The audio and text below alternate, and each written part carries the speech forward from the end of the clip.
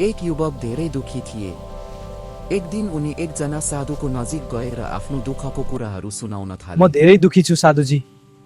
मेरो सबै कथा सुनिसकेपछि कृपया मेरो दुःख हटाइदिनुहोस्। ती युवकको आग्रह सुनेपछि साधुले आफ्नो कुटीभित्र लिएर गएर एक गिलास पानी भरेर ल्याउन आदेश यो दिए। पानीमा 5 चम्चा नुन राखेर घोल्न लगाए। अब यो नुन घोलिएको पानी पिउनुहोस्। नुन घोलिएको पानी युवकलाई पिउन आग्रह गरे। आफ्नो सम्पूर्ण दुःख निवारण हुने ठानेर युवकले सकी नसकी गिलासको पानीको स्वाद कस्तो थियो? गिलासको पानी निकै नुनिलो र खानै नसकिने खालको रहेछ। युवकको जवाफ सुनिसकेपछि साधुले फेरि ती युवकलाई आफ्नो पछि पछि आउन भने र कतै निस्किए। यो पोखरीमा 5 चम्चा नुन हाल र चलाऊ। उक्त पोखरीमा यो राखेर पानी चम्चाले चलाउन आदेश दिए। यो पानी कस्तो छ? युवकले भने, पानी त निकै मिठो छ गुरु। जवाफ सुनिसकेपछि साधुले मुस्कुराउँदै भन्न थाले, बालक, हाम्रो दुःख भनेको पनि त्यो 5 चम्चा नुन जस्तै नै हो।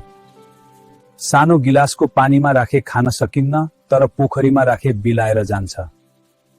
त्यसैले हामीले आफ्नो मनलाई सानो पारेर आफ्नो दुःखको बारेमा मात्र निरन्तर सोचिरहनु हुँदैन।